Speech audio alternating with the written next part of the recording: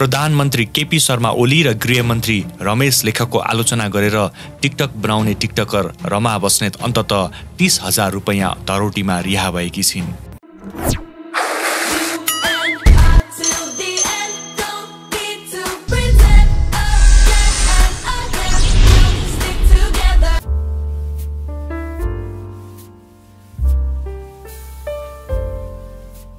दिनको हिरासत बसाइ पश्चात धरौटीमा रिहा भएपछि उनलाई उनका बुबाले राष्ट्रका लागि बोलेको कुरामा न्यायालयले न्याय गरेको भन्दै अबीर र माला लगाएर स्वागत गरेका थिए।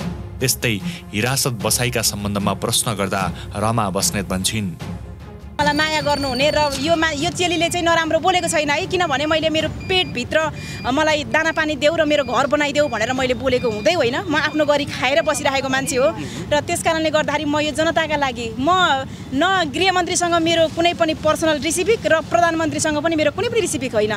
म एउटा अहिलेको युवा हो, मेरो प्रस्टेसन थियो, त्यो प्रस्टेसन हरेक युवामा छ र कोही मान्छे बोल्न सक्छन्, कोही मान्छे यही डरले बोल्दैनन्। म बोलेँ, म अगाडि आएँ र सबै मान्छेहरूले पेजमा मेरो भिडियो लगेर हालिन्थ्यो, त्यो भिडियोहरू मिलियनसम्म जान्थ्यो र मेरो अनुहार चाहिँ अगाडि टार्गेटमा आयो। त्यस कारणले मलाई यो राज्यले चाहिँ मलाई बन्द गरेर मलाई लगेर थुन्न सक्यो भने अरू युवाहरूको पनि मुख थुनिन सक्छ भनेर यो गरेको हो, तर्साएको हो।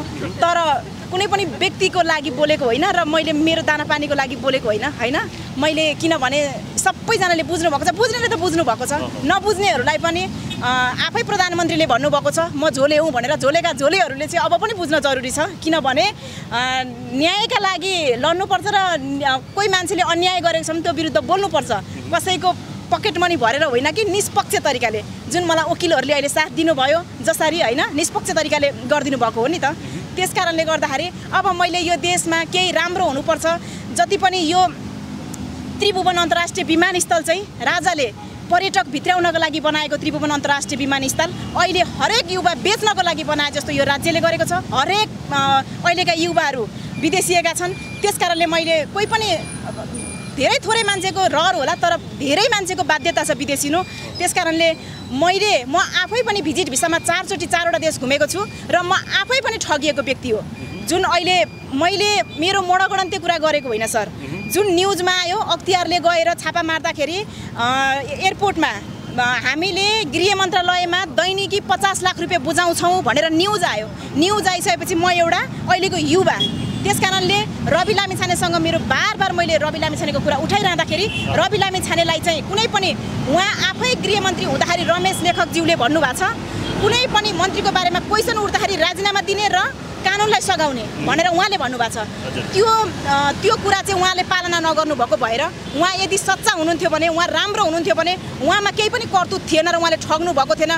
नेपालीलाई भुटानी शरणार्थी बनाउनेहरू पनि देखिहाल्नु भएको होला र यी सोझा साझा नेपालीहरूलाई चाहिँ भिजिट भिसामा बेच्ने प्रक्रिया भएको भएर मैले मेरा लागेका कुराहरू भन्दाखेरि रवि लामिछानेले चाहिँ त्यही केसमा राजीनामा दिनुपर्ने। तपाईँ यदि सच्चा हुनुहुन्छ भने तपाईँलाई किन मान र पदको त्यति धेरै माया लाग्यो त? यो प्रकरणपछि वाक स्वतन्त्रताको पक्षमा वकालत गर्दै प्रशंसा नामकी जेन्जी टिकटकर भन्छिन्, कुनै पनि डेमोक्रेटिक कन्ट्रीको सिटिजन भइसकेपछि आफ्नो देशको लिडरहरूसँग केही कुरा चित्त बुझेन भनेपछि टीका टिप्पणी गरेर बोल्न पाइन्छ।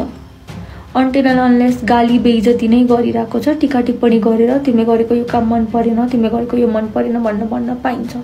अनि उनीहरूको एक्सन्स अनुसार आफूले एनालिसिस गरेर मलाई यस्तोमा यस्तो फिल भइरहेको छ भन्न पनि पाइन्छ। तर अब त्यही कुरालाई आफू एउटा पब्लिक पोजिसनमा बसिसकेपछि हामीले तिरेको ट्याक्सले आफ्नो स्यालेरी आफ्नो पकेट भरिसकेपछि हाम्रो राष्ट्र सेवक हो नि त। लोकसेवा भनेको के हो? लोकको सेवा गर्ने होइन, मान्छेको सेवा गर्ने। लोकसेवक भइसकेपछि कुनै पनि मान्छेले आफूले गरेको काम चित्त नबुझ्दाखेरि केही भन्दाखेरि त्यसरी पक्राउ पुर्जी नै जारी गरेर डिक्टेटरसिप देखाउन खोज्नु भनेको त यो कतिसम्मको मिसयुज अफ पावर हो भन्ने कुरा हामी सबैले बुझ्न सक्छौँ। अनि मैले भर्खर एउटा टिकटकरलाई पक्राउ पुर्जी जारी भएको भनेर न्युज देखेँ अनि आफैलाई लागि डर लाग्यो। बिकज मैले त कति धेरै कुरा पोस्ट गर्छु, मलाई भएको नेपाल सरकारसँगको कम्प्लेन्स, मलाई भएको सरकारी मान्छेहरूसँगको कम्प्लेन, यसले गरेको काम मन परेन, उसले गरेको काम मन परेन, यसले गरेको कुरा मन परेन भनेर मैले कति राख्छु। अब कुनै दिन त्यसरी मलाई पक्राउ पुर्जी आयो भने के गर्ने, के भन्ने, राणा शासनमा फिर्ता गएको भन्ने कि के भन्ने? यो नेपाल उल्टा जाँदैछ जस्तो छ। के गर्न खोजेको कुनै बुझिरहेको छैन। जुनै जोगी आए पनि कानै चिरेको भनेर उखान परेको थिएँ त्यो बेलामा। अहिले यस्तै बेलामा काम लाग्ने रहेछ, बुझ्दैछु। नत्र मलाई कहिले काम लाग्छ यो जस्तो लाग्थ्यो। बुझिरहेको छु कहिले काम लाग्छ रहेछ। डाइरेक्टली कुरा गऱ्यो भने त पक्राउ पोल्सी जारी हुने खतरा हुँदो रहेछ। अबदेखि म इन्डाइरेक्टली कुरा गर्छु ल साथीहरू। परराष्ट्र मन्त्री आर्जु राणा देउवाले पुतली सडकमा आफूले मान्छेको जीवनस्तर फेरिएको देखेको कुरा संसदमा सुनाएकी थिइन्। एज अ काठमाडौँवासी म सेयर गर्न चाहन्छु। म हिजो यो पुतली सडकको क्रसिङमा रेड लाइटमा बसिरहेको थिएँ र वरिपरि हिँडेको जनसङ्ख्या, हाम्रो नेपालको नागरिकहरूको अवस्था हेर्दा चाहिँ राम्रो देखिन्थ्यो। सबैजना वेल ड्रेस्ड, राम्रो लुगा लाछन्, हातमा मोबाइल छ, स्मार्टली हिँडिरहेछन्, उनीहरूको मुख चाहिँ एकदम ब्राइट छ। त्यस्तो चाहिँ अहिलेको अवस्था छ।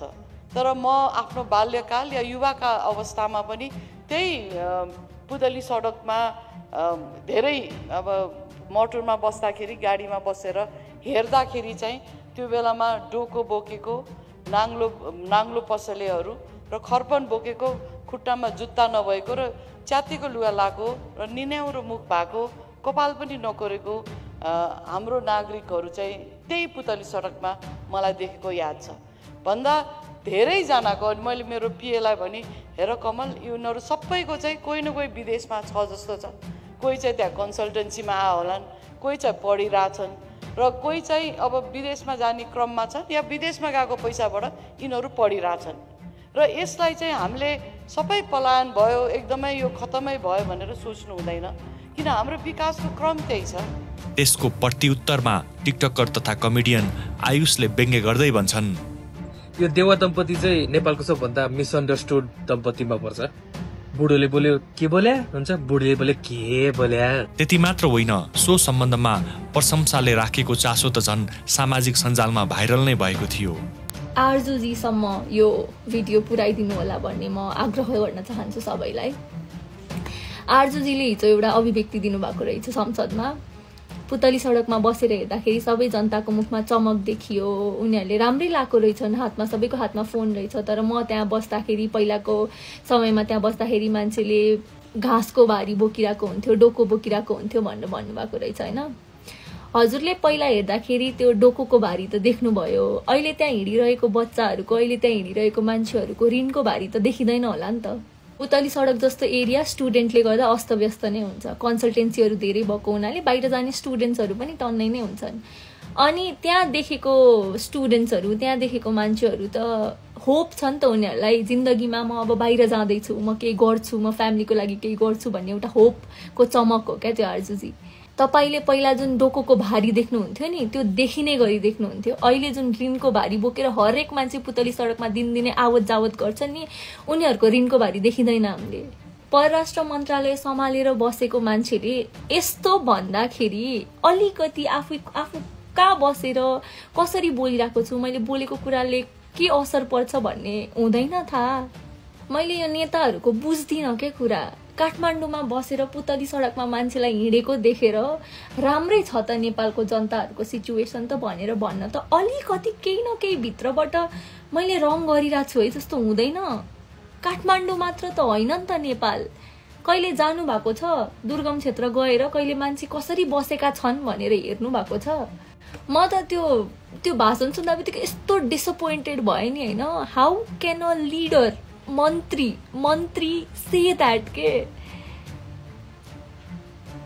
मान्छेको अवस्था राम्रै होला बिकज पुतली सडकमा मान्छेहरूको मुखमा चमक थियो, हातमा फोन थियो। वाट? सोही विषयमा टिकटकर आकृति लुइटेल आफ्नो कुरा यसरी राख्छिन्। हेलो गाइज, नमस्ते। सो म चाहिँ यो भिडियो चाहिँ आर्जु राणाजीसम्म पुर्याइदिनु भनेर रिक्वेस्ट गर्नलाई यो भिडियो बनाइरहेको छु होइन।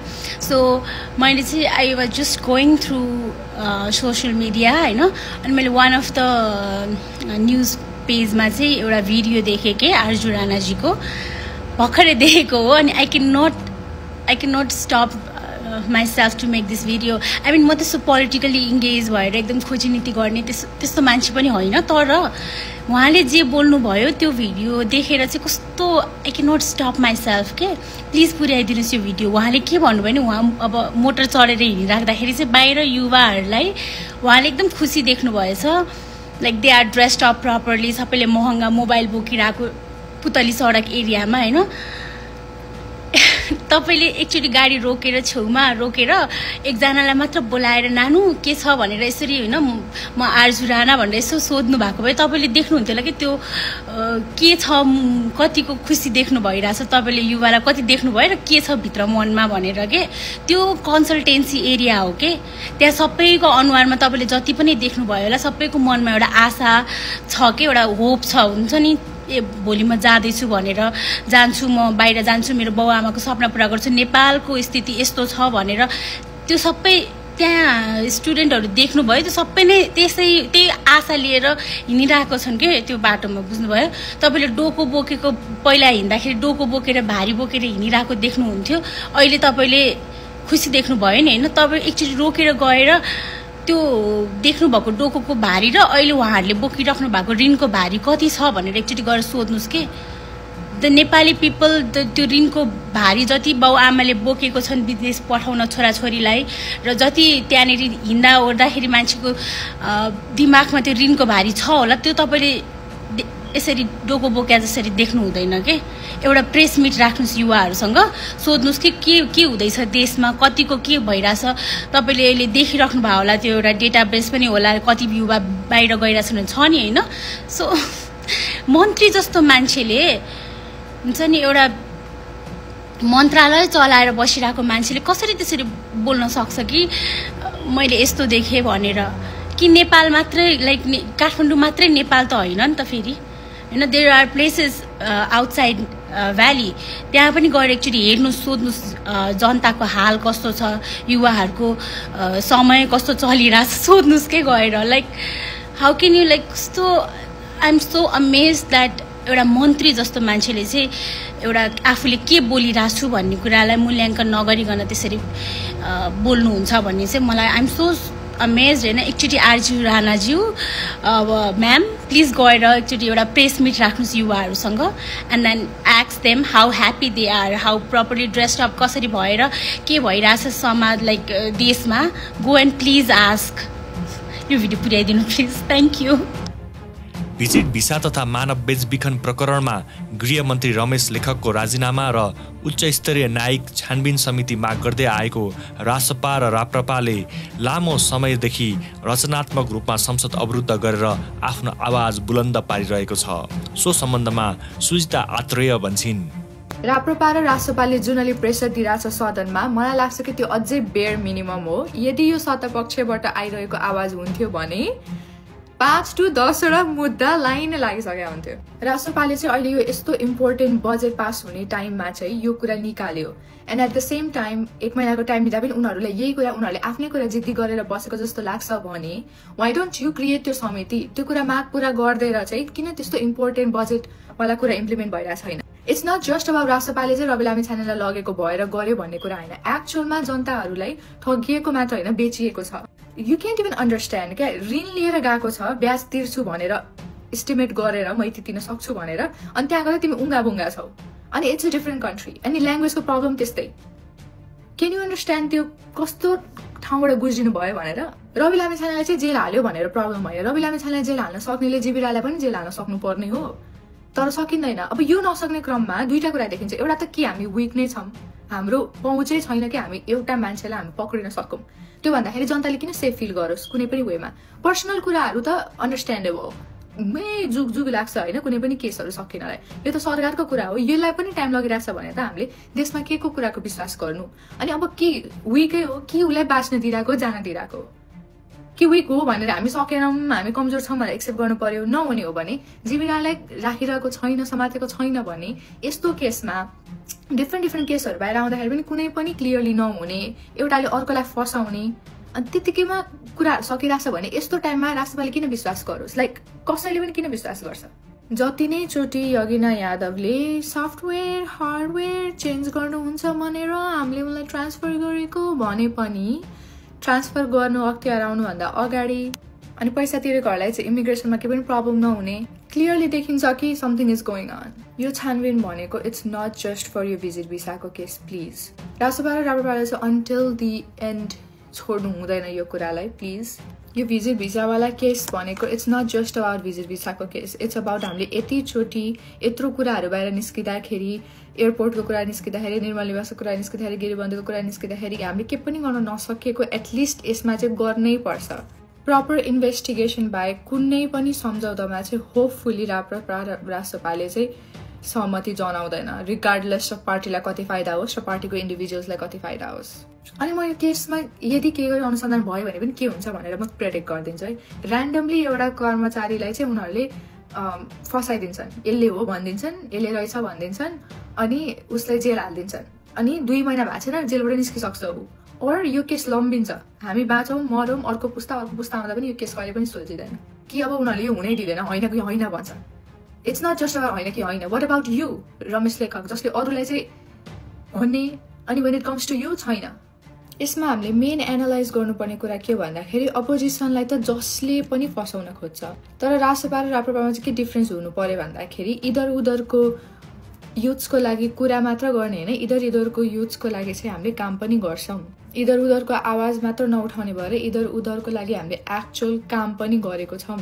इधर उधरको पार्टीले काम गर्दाखेरि यत्रो कार्यकालमा के गरे भन्दा र रासोपा र राप्रपाले चाहिँ के गर्यो भन्दाखेरि जब नेक्स्ट टाइम भोट गर्दाखेरि के गर्यो त एक्चुअल काम एज एन एक्सन के गर्यो त भन्ने कुरामा चाहिँ डिफ्रेन्स देखियोस्।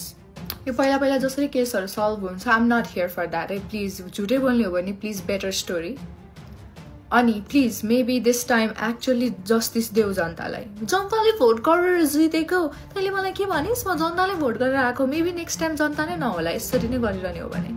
आमाको नामबाट पनि नागरिकता दिने विधेयक संसदीय समितिबाट पारित भएको विषयलाई लिएर उनी प्रशंसाले आफ्नो तार्किक भनाइ यसरी राख्छिन्।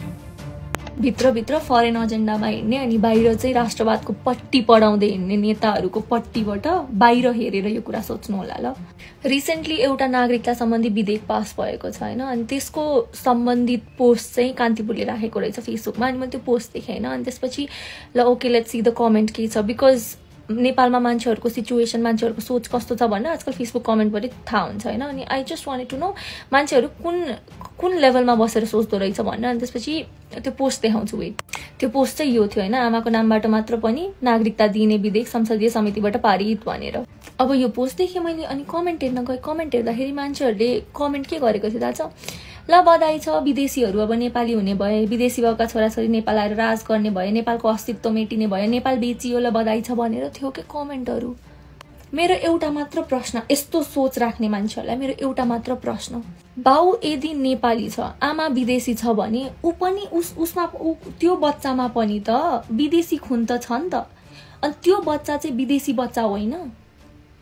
अब म एज अ फिमेल होइन, मलाई यदि पछि गएर विदेशी मन पर्ला अरे होइन, अनि म विदेशीसँग बिहे गर्न चाहम्ला अरे होइन, त्यसपछि विदेशीसँग बिहे पनि होला, बच्चा बच्ची पनि होला, म वंशजको आधारको नेपालको नागरिक, मलाई मेरो बच्चा बच्चीलाई वंशजको आधारमा नेपाली नागरिक बनाउन मन लाग्ला होइन, नपाउने मैले।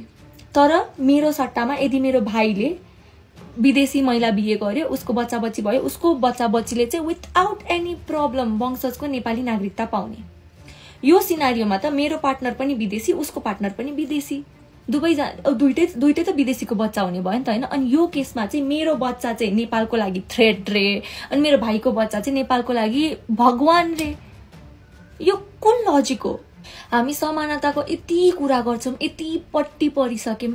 म कति 5 क्लासदेखि equality equality equality before law, equality before law 5 क्लासदेखि men and women are equal, men and women are equal भन्दै पढ्दै आएको। अनि अहिले 23-24 वर्ष हुँदाखेरि ल पढ्दाखेरि, यस्तो लको बारेमा थाहा पाउँदाखेरि, would you think I will feel connected as a female citizen here in Nepal, जबकि मेरो बिहे गर्ने अधिकार नै राज्यले यसरी चलाइरहेको छ। तैँले विदेशी बिहे गर्न पाउँदिनस् किनभने तेरो बच्चा बच्ची नेपालको वंशजको आधारमा नागरिक हुँदैन भनेर। प्रधानमन्त्रीले जेठ 15 मा काठमाडौँ एमालेको कब्जामा भन्ने शब्द प्रयोग भएकोमा त्यो प्रधानमन्त्रीको बोल्ने शैली भएको भनेर प्रमुख सचेतक घिमिरेले वक्तव्य दिएका थिए। गते 11 बजेदेखि 2 बजेसम्म काठमाडौँमा नेकपा एमालेको नियन्त्रण हुनुपर्दछ।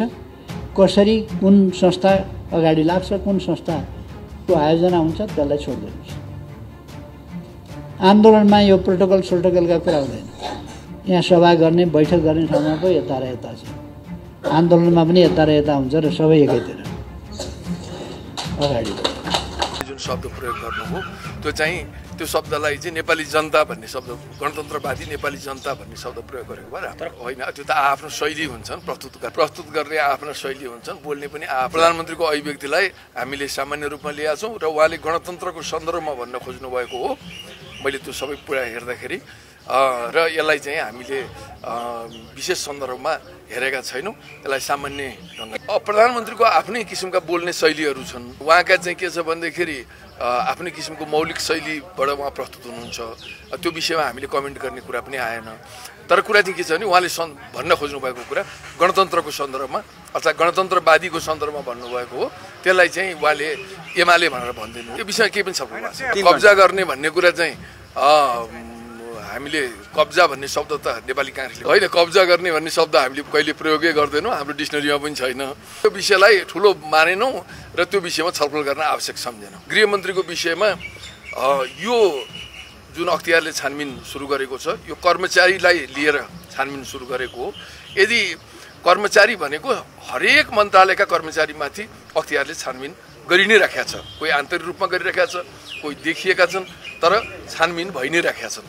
भनेपछि प्रत्येक कर्मचारी, प्रत्येक मन्त्रालयका कर्मचारीमाथि जुन ढङ्गले छानबिन अख्तियारले गरिराखेका छ र तिनका मन्त्रीले राजीनामा गर्न थाल्ने हो भने एउटा पनि मन्त्री बाँकी रहन्छ। पार्टीभित्र आयो, पार्टीभित्रबाट कांग्रेस त्यो विषयमा उहाँहरूसँग कुरा गर्ने, बोलाएर सभापतिजीले कुरा गर्ने होइन। अवरुद्ध गर्यो भने त्यसपछि हामी नयाँ ढङ्गले चाहिँ प्रस्तुत हुन्छौँ। तर कुरा चाहिँ के छ भने हामीलाई विश्वास छ प्रतिपक्षले अवरुद्ध गर्दैन, किनभने भोलि नै गृहमन्त्रीले यो विषयमा स्पष्ट पार्दै हुनुहुन्छ संसद। त्यो ठिकै छ, हेरौँ न त भोलि उहाँहरू कुन ढङ्गले प्रस्तुत हुनुहुँदो रहेछ। तर के छ भने मलाई जहाँसम्म लाग्छ गृहमन्त्रीले विषयवस्तुलाई स्पष्ट पारिसकेपछि यो कुरा चाहिँ धन्यवाद। दर्शकवृन्द, नेताले जे बोल्दा पनि शैली भनेर व्याख्या गरिदिए पुग्ने, तर आम जनताले आफ्नो शैलीमा कुरा राख्दा भने कानुनी कटघरामा उभिनुपर्ने हो। यस सम्बन्धमा तपाईँको के विचार रहेको छ हामीलाई कमेन्ट गर्न नबिर्सिनुहोला। नेपालमा चाहिँ जस्तो विद्यालय छ त्यही पढ्ने हो नि। हेर्नुहोस् तपाईँले बर्ता बोल्दै हुनुहुन्छ तपाईँ रिसले कुरा होइन नि। कहाँबाट ल्याउने मैले अक्सफोर्ड कहाँबाट ल्याउने यहाँ अक्सफोर्ड विद्यालय नेपालमा त्रिपुर कहाँबाट अक्सफोर्ड विद्यालय ल्याउने यहाँ। त्यसमा अक्सफोर्ड पढाए बाँकी नेपालमा प्राइभेट स्कुल पाउने। तपाईँले चाहँदै भन्नु कुरा त होइन नि। तपाईँले चाहे जस्तो बन्नुपर्छ भने के छ यहाँ। तपाईँले चाहे को अक्सफोर्डमा पढाए को पढाउँछ नेपालमा अक्सफोर्ड। तपाईँको इच्छा तपाईँ व्यक्ति हो नि। जनताको इच्छा अनुसार भाउ प्राइभेटमा आउनु तपाईँको इच्छा अनुसार नमुरा म जनताले चुनाव हो मलाई। त्यो जनताले चुनाव होइन मलाई। पार्लियामेन्टमा बहुमत पाए होइन, बहुमत पाएको मान्छे होइन रे। अनि को तपाईँ हुने त। I feel nauseous, believe me. Never had a lot of shit come easy. Had to work hard, struggle just to be me. Had to rise up